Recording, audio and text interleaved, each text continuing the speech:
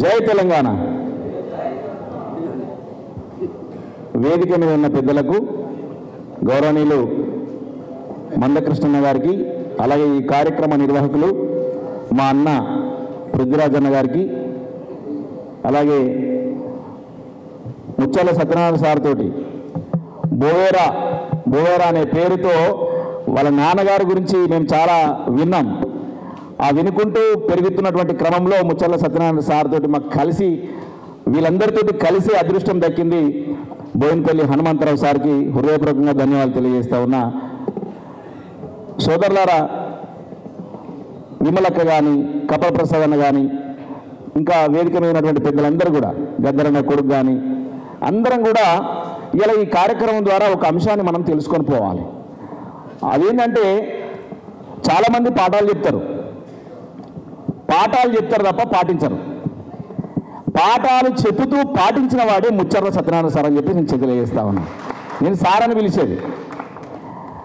అసలు పృథ్వన్న వాళ్ళ ఇల్లు అది ఇల్లు మాత్రమే కాదు, తెలంగాణ ఉద్యమానికి ఒక ప్రయోగశాలగా పనిచేసిందని చెప్పేసి నేను గుర్తు చేస్తా ఉన్నా.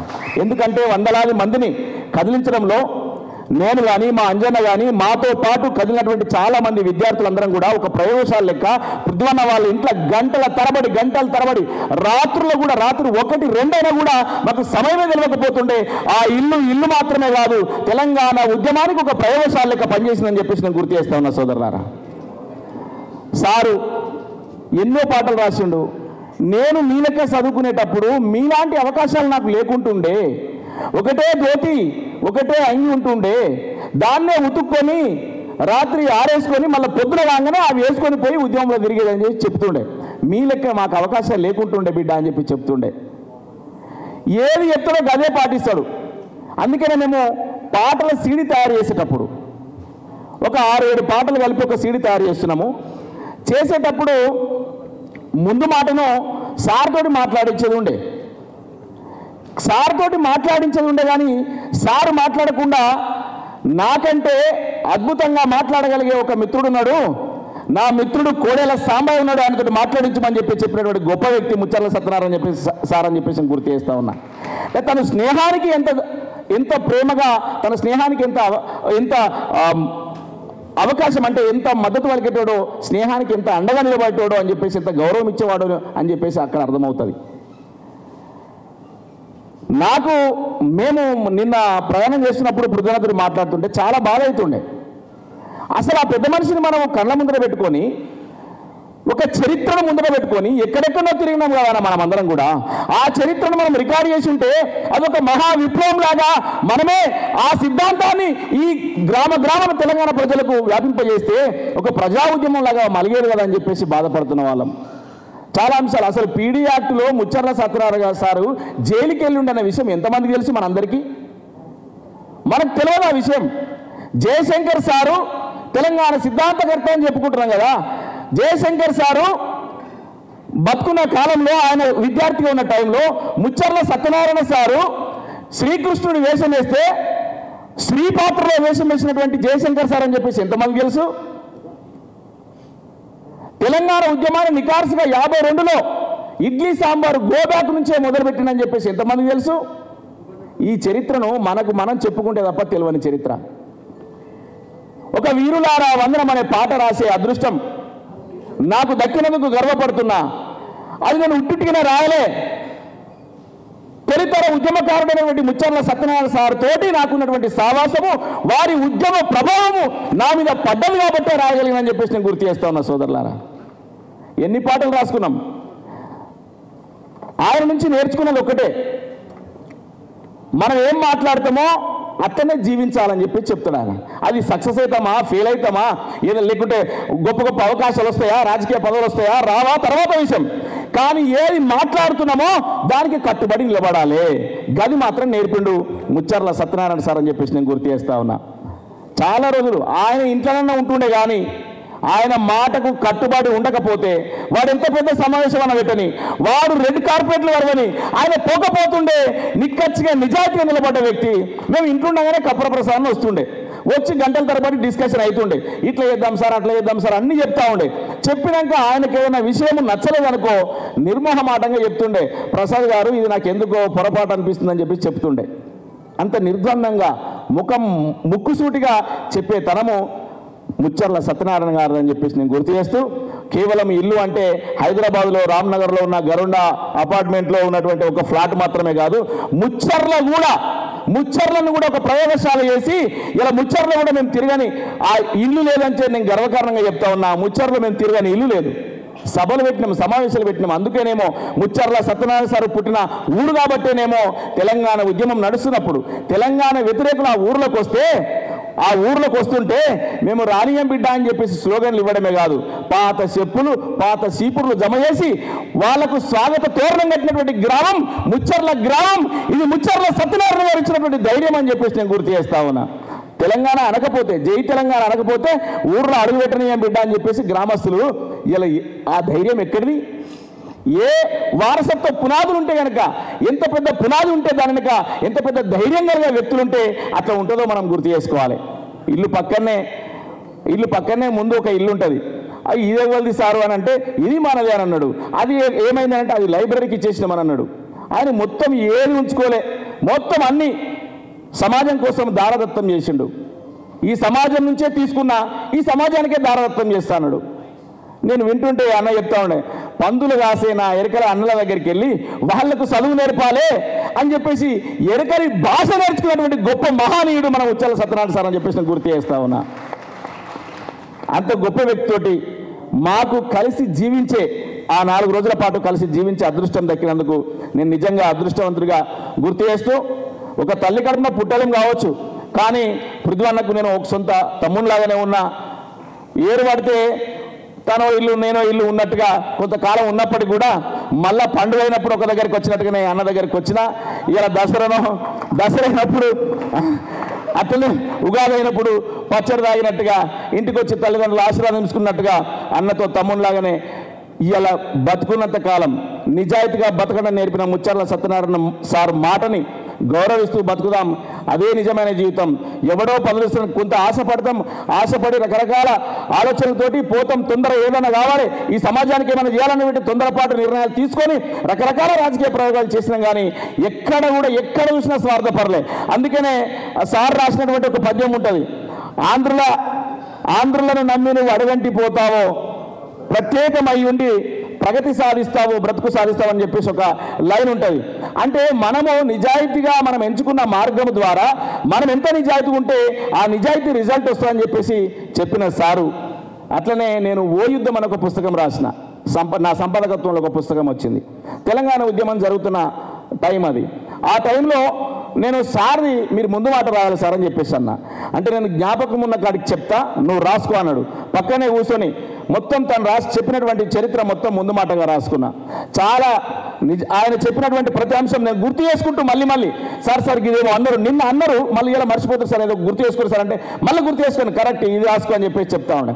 అట్లా తన జీవితం అంతా పోరాటమే, తన జీవితం అంతా ధిక్కార స్వరమే. అందుకనే జై తెలంగాణ పత్రిక ఉన్నప్పుడు వారు టీఆర్ఎస్ పార్టీ ఆవిర్భావం తర్వాత ఆ జై తెలంగాణ పత్రిక పేరు సార్ పేరు మీద ఉంటే వాళ్ళు దొంగ చెక్ బుక్లు కొట్టించి ఆ పార్టీ పేరు మీద చందాలు వసూలు చేస్తారని చెప్పేసి, గింత దొంగతనం ఉంటుందా నేనెందుకుంటున్నా మీతో అని చెప్పేసి మీరు స్వార్థపరులు, మీ స్వార్థంతో నేను కలిసి సాహసం చేయాలని చెప్పేసి వచ్చి మా అందరికీ తెలంగాణ ఉద్యమ పాఠాలు నేర్పుకుంటూ ఉన్నారు తప్ప ఇలా స్వార్థపూరిత రాజకీయాలు చేయలేని మహనీయుడు ముచ్చర్ల సత్యనారాయణ సార్ అని చెప్పేసి గుర్తు చేస్తూ, ఇంకా ఎన్ని చెప్పినా ఒడవది. ఎందుకంటే చాలా విషయాలు ఆ జీవితంతో ప్రత్యక్షంగా అనుబంధం ఉంది. అందుకే ఆయన ప్రభావం ఉందో ఏమో, ఎవడన్నా మాట అంటే పడబుద్ధి కాదు మాకు కూడా. ఆయన ప్రభావం ఉందేమో, ఎవడు మాటన్నా కూడా పడబుద్ధి కాదు, అక్కడ ఒక్క నిమిషం ఉండబుద్ధి కాదు. ఇది మా జీవితంలో ఆయన ప్రభావం ఉన్నందుకు కూడా గర్వపడుతూ ఉన్నాం. నిజమైన జీవితం, నికార్సైన జీవితం జీవిస్తున్నందుకు ప్రధానంగా తండ్రి తల్లిదండ్రులను వాళ్ళ గొప్పతనాన్ని ఈ సమాజానికి పరిచయం చేయడంలో నాకు తెలిసి నాకు పరిచయం ఉన్న వ్యక్తులల్లా మొట్టమొదటి వరుసలో నిలబడే వ్యక్తి మా పృథ్వీరాజన్ అని చెప్పేసి నేను గుర్తు చేస్తాను సోదరులారా.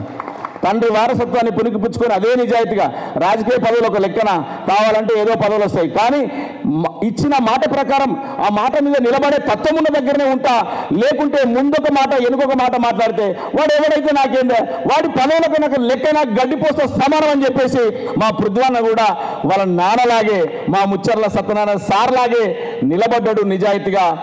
అది కొద్దిగా ఆలస్యం అవుతుండొచ్చు, కానీ పదవులు రావడం కొంత ఆలస్యం అవుతుండొచ్చు, కానీ ఆ పదవి వచ్చిన తర్వాత ఈ ప్రజలకు పంచుతుండే ఆనందమే వేరుంటుంది.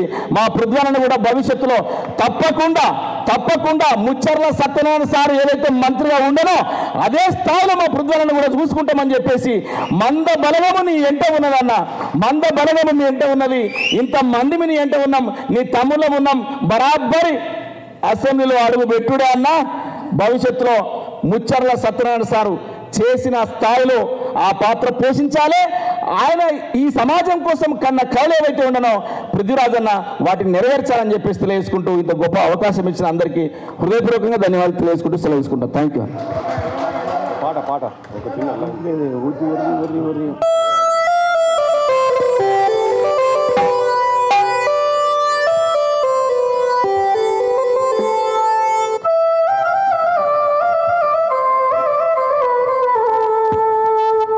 పాడిగా పాట ఆల్రెడీ అందరం వాడుకుందాం మనం. మల్లె పువ్వుల్లారా మట్టి వాసనలారా సేను సెలుకల్లారా గోరు వంకల్లారా మీరన్నా చూసిండ్రా బాల కిశోరాల వీరులారా వందను విద్యార్థి అమరులారా వందను వీరులారా వందను విద్యార్థి అమరులారా వందను మగనులారా మరచిపోలేమో రాజగనులారా మరచిపోలేమో మగనులారా మరచిపోలేమో రాజగనులారా మరచిపోలేమో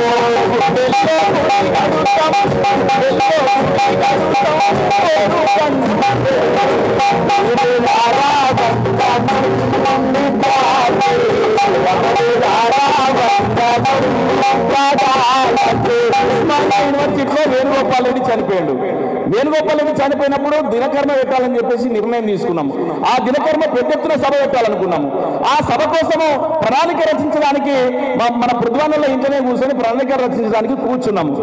రాత్రి కూర్చున్నాము, రాత్రి పడుకున్నాము. తెల్లారి పోలీసులు వచ్చిర్రు. అరే ఏం రచన చేస్తున్నారు మీరు అని చెప్పేసి వచ్చిర్రు. నన్ను పట్టుకపోయింది మా పృథ్వన్నలో ఇంతకేలే పట్టుకపోయి చెంచల్గూడ జైల్లో నిర్బంధించారు తెలంగాణ ఉద్యమంలో. అది ప్రయోగశాలంటే ఉట్టిగానే చెప్పట్లేదు, నిజమైన ప్రయోగశాల. తెలంగాణ ఉద్యమాన్ని దిశను మార్చిన ప్రయోగశాల. కేసీఆర్ నిమ్మరసం దాగినప్పుడు నిమ్మరసం కాదు మా నెత్తురు కాదు మరి శవయాత్ర చేసినటువంటి ఆ లక్ష్యాన్ని చేరుకోవడంలో విద్యార్థులు ముందు వరుసలో ఉంచడంలో కీలక భూమిక పోషించిన బిడ్డలం మా పృథ్వన్నము, మేము మా తమ్ముళ్ళం అని చెప్పేసి నేను గుర్తు చేస్తూ మల్లె పువ్వుల్లారా మట్టి వాసనలారా మల్లె పువ్వుల్లారా మట్టి వాసనలారా సేను సెలకల్లారా గోరు వంకల్లారా సేను సెలకల్లారా గోరు వంకల్లారా నీకన్నా చూసిందా బాల కిశోరాలా వీరులారా వందనం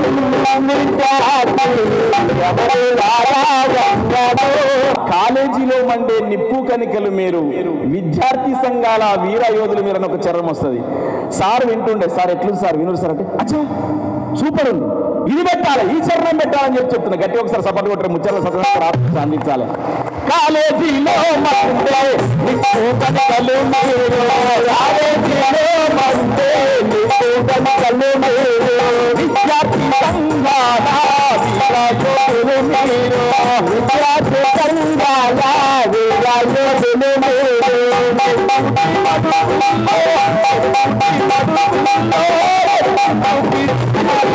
వీరులారా వందనం విద్యార్థి అమరులారా వందనో పాదాలకు ఒక్క కొడుకుల్లో మీరు చూసుకుంటా ఒక్క కొడుకుల్లో మీరు చూసుకుంటా పుస్తకాలలో మీ పేరు రాసుకుంటా పుస్తకాలలో మీ పేరు రాసుకుంటా మనిషిలో పదును పదును